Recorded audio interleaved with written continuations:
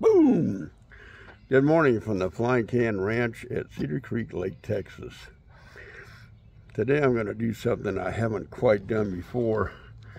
I'm going to try to review two pistols at the same time, and as you can tell, the boxes are a little different sized. Okay, so we'll start out with the first one. It does come in this box. This is the Umarex Legends Parabolum P08, aka Luger non-blowback pistol. So if we open up our little box carefully, in a box. No, Richard, it's not a Game-O, it's a Umarex. Yeah. So in the box you have, get this up so you can see it, you have a instruction manual. It's pretty detailed, tells you what to do. A lot of warnings on it. And then you have the product. And if I remember correctly, there is a little history lesson right there in the lid of the box. So, but I'm going to give you a little bit more. So let's pop this out of the box so you can see it. Now remember, this is the non-blowback.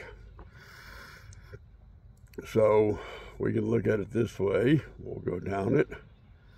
We'll turn it this way. I'm going to attempt to do something on the next one. I'm not sure how successful I'm going to be at it. And I hope I don't mess it up. And then it's this way. Now, you cannot pull that up in any way. And this little switch right here, the takedown switch, is, you know, just for looks. Has good texturing. The sides are built kind of in the back of the piece that was supposed to uplift, but it doesn't on this model. I put a little white on it on the front sight. It looks to have a little rifling around the end of the barrel, so it's very realistic looking. Now, and I'll show you the difference before we box all this back up and get the shooting reviews. This magazine will not fit the blowback version. When you pop this out, there's a, my apologies, there's a little magazine release right here. And then you pull it out and it looks, you set that down, and it looks just like that. And then you have a little pull down here. It comes over and scoots off to the side, locks it in place, and then you can add your BBs to it through this little hole right here. As they load up, you have a view window on the side, and that's pretty much your magazine. All steel, very well made. And I'm going to send that back up here. All these cats. They're not in the front yard, in the back yard. Ain't the dog, it's cats. And then back it goes.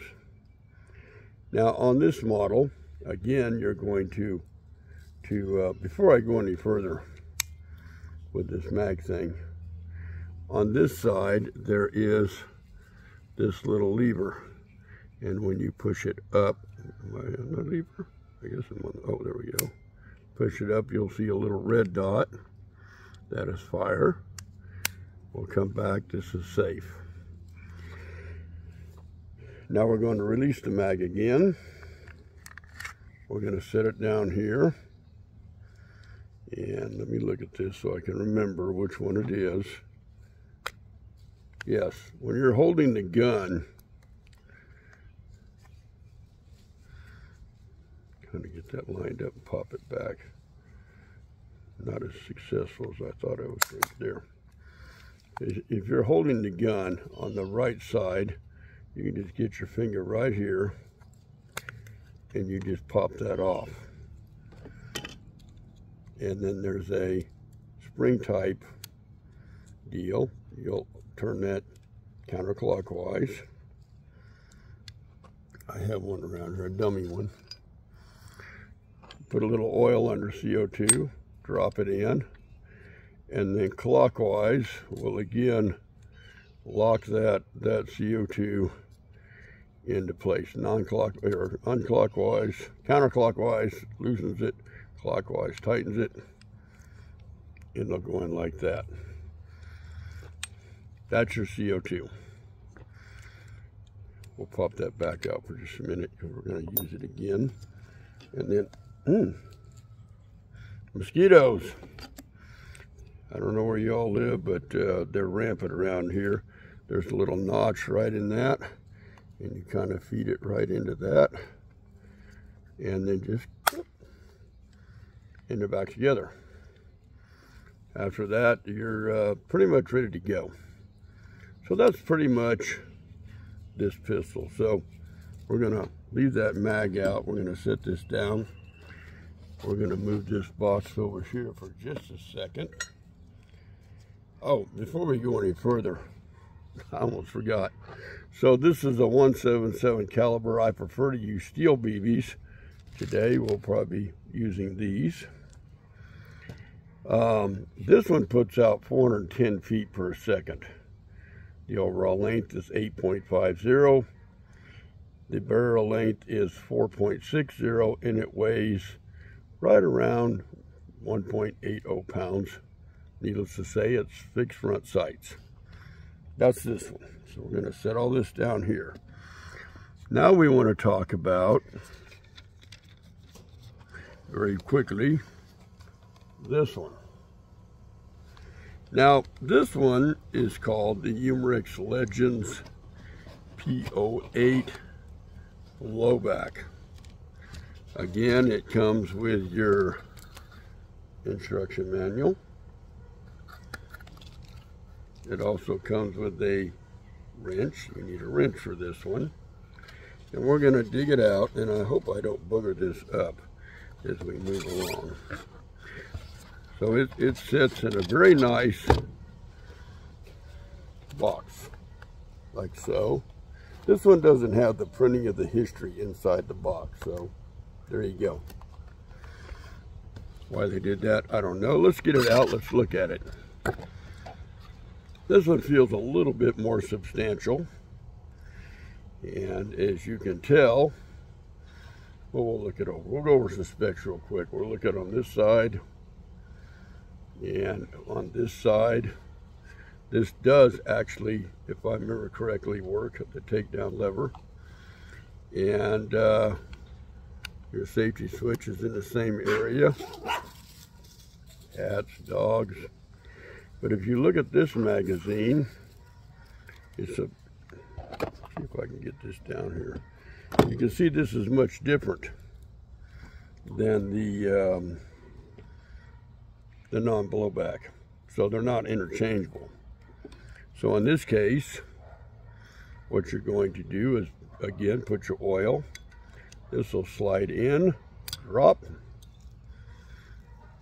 I have a bunch of these wrenches, so we will get the wrench that fits it. Again, we're going to go clockwise till you feel it tighten, and then give it a real quick. Now this one, you got to work fast. It lets out a little bit of the air as you're tightening it. But when you're done, you're going to look like that. Again, counterclockwise, you take it down. Now on this particular one, I'll get this dummy out for the time being. When you load this one, you have a little slide right here on the side of the magazine. When you pull this slide down, it doesn't lock. So you're gonna have to hold it. And you put the BBs in through this hole. And I know this one holds 20 rounds. So the BBs will be here. I've got where I can put 2 or 3 in pretty easily by, basically kind of hard to show you this on the video. Let me get it back down here. I kind of get it trapped, and then I hold it this way and slightly down, but you got to make sure you hold it back. If you let it slide forward, it'll block the BB from falling into the loading port. So that's pretty much how these work. Now if you put the magazine in on the last shot, this will lock back just like that. When you have BBs in it, you can pull on that and it releases just like this. So I don't have the BBs in it right now. It senses that. So here, boom, good to go. Siding is pretty much the same thing. And again, the white dot on that one, little blade. This one doesn't look like it really has the rifling on it. So that's this one. Now, if I remember correctly, there's kind of a gimmick as to how to do this. There's a takedown switch, and you're going to flip that down to about that position, and you should be able to, whoops, maybe I lied to you. Oh, there it went. I forgot about that plate. And I may have lost a few things in that adventure. No, I didn't. It's still there. This will slide right off, like so. And then you have this. It doesn't take down quite as much as the original version. Now you're going to line it back up on the rails. Here's a lesson I had to learn. There's a little plate I forgot to tell you. You have to pull this plate off. And let me look at it for a second so I can remember exactly how it went back on here. And I know I should have played with this before I got excited and popped that damn thing, but we're going to figure it out very quickly. And I think, hold on a second, we're gonna redo this whole thing before we get excited. Because now I got to remember exactly how this plate went back onto the gun. There's a trick to it. Okay. I'm going to have to, this is going to be a little difficult because I got to hold the plate. You kind of have to push back on the receiver. And this is the most difficult part of the whole process to, let me see if I can remember how I did it now, because I don't think I got my plate. If I were you, I probably would not venture into this unless you have to. Okay, we're going to push it back, and it's trying.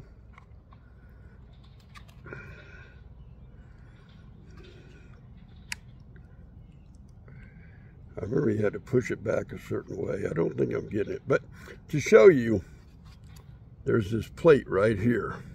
So you want to hold on to that. Then flip this down. Remove the plate. And you're like this. I'm going to set the plate down. And now you can pull the whole mechanism apart. So in order to put it back together, you need the plate sort of in... This is going to be hard to show you from where I'm at. It needs to go on kind of like, oh my goodness, what have I gotten into here? There's a trick to it, and it's going to be hard to show you this on camera. I wish I had a different setup, but there's a long pin right here, and it's going to drive down in there, and your plate's going to sit like that, right back where you had it. Now, in my case, I was trying to get this to fold back, and it acts like it wants to. And there was a trick we discovered about pushing back on the mag, or on the slide, so to speak, and not getting it to go all the way back up. But there's a trick to it. Again, if you don't have to, I strongly advise that you don't take this plate off for this reason, because there's really a gizmo to it all. So I was sitting in the living room. Let's see if I can get it to do it now. Yeah, it's almost all the way back. It's kind of a finger buster for me anyway. And I can see my problem. So now I have to push this back out of here. Get a little help from my friends, maybe. Again, if you don't have to take this apart, I wouldn't advise it. Because this plate has to be in there just right. And it seems like it's hitting the back part of the plate. Well, that didn't help me any. See, again, I'm really trying to show you how difficult this is to put back together. Or the first one I had wasn't quite this bad, but I'm not having, oh, maybe that's, oh, I forgot, you got to push back. And now I'm doomed. If that started to come out, now we'll push it back. And there, I got it, pretty much so. At any rate, it should go back into this position. Again, if you don't have to do that, don't. So if I was to put the mag back in it, although it's unloaded, it's going to lock on the last shot. That really has me kind of baffled to this point. I was going to see if that helped any, but it didn't. And then, of course, when you're loaded, you just release it. Now it does have some of this white printing on it. There's good texturing on the grip itself, and I really cannot overemphasize how important it is that you don't really, if you don't have to take this apart, don't, because it really is. I have another one you can take apart, but I also advised on that one, if you don't have to, don't. Just straight up, because that really is kind of a pain in the butt, for me anyway. Now, I'm going to be very honest. The first one of these I got, it was really an epic fail. It was really good for about the first couple of mags. And I was letting her shoot it, and every now and then it would hit something. And then I was trying it, and said, oh, the BBs are just rolling out the end of the barrel. So this thing would kick back the whole 9 yards. So there was something wrong with the magazine or the feeding or something. So I got a hold of Airgun Depot. I got an RMA request, return merchandise, request, and I filled all that out. And of course, you want to put, when they send you the email, you write all that RMA several times on the outside of the box. And then I put a paper inside briefly describing, plus on the RMA thing, why I was returning it. And they acted very, very quickly, and they got this one back to me. So, and this one so far has worked relatively flawless. So, now this one, I don't remember if I covered this or not. This one is also a 177 steel BB, and it's at 300 feet per second. It weighs about the overall length is 8.75 inches. Barrel length is only 4 inches. The overall weight is 1.90. So that's the difference. So one is a little bigger than the other. We'll have them both up here, so to speak. I'm not going to put them side to side. Now, just for fun, this actual gun was developed around 1893 by a guy named Hugo Brochart. And it was by a company called Luger, something like that.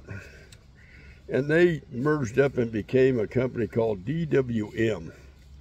And it was really a huge gun. It had a piece that came way out the back, and was one of the first successful automatic pistols for the military and civilians that, you know, was kind of different.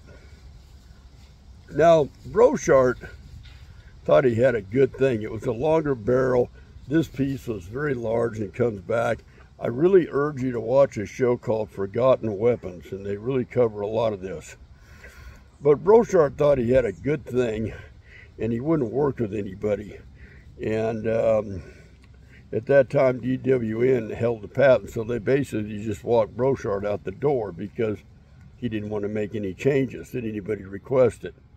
So along came a guy called Garrett Luger, and they gave it to him because they thought they had the seeds of something that would really be great. And in 1893, he came out with a Ludwig, a Brochard type, in 1898, he came up with the Brochard Luger, so to keep Brochard's name in it. Germans weren't really super interested in it, but the Swiss liked it. And I think there was 1,000 of them or 100 of them or something shipped to the U.S. They looked at them. Of course, we didn't adopt them. So all of this was happening pre-World War I. Now, I know you'll watch a lot of old World War II movies, and you see a lot of these. And like I said, they came in different configurations. There is one that has a much longer barrel. I'm not sure if it was chambered for a different round. I think it was. But it had a buttstock built in with a leather carrying case, so you could break it down. And these kind of went to tank units in Germany. And then down the line goes the history. I believe some of these were actually made, like it shows on here, the piece to actually lock a buttstock onto. So there were just some regular numbers, and they're very variants, not so much mechanical, maybe cosmetic, but it's a very interesting history, kind of like he says with the 911, but sort of in reverse. So, that being said, there we go. So what I'm going to do is I'm going to put together a couple, I got a bike I need to ride later, but I'm going to put together a couple of shooting reviews. I'm going to do the non-blowback first, and then we'll do a separate shooting review of this.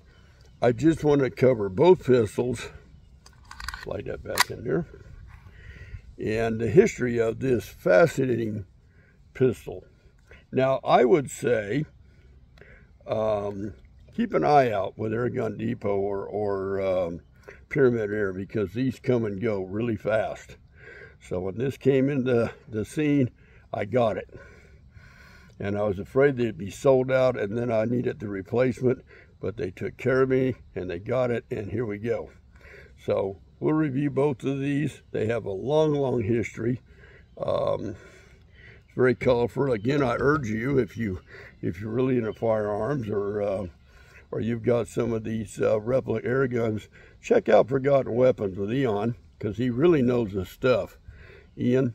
And you'll be really amazed at some of this stuff that has come out throughout the years. Some of it quite successful, some of it kind of bizarre, but I think you'll like his channel. You can find him on YouTube, again, Forgotten Weapons. So with that being said, we're going to put together a couple of shooting reviews, and then we will we'll cover both of them, and we will be back with you in just a minute.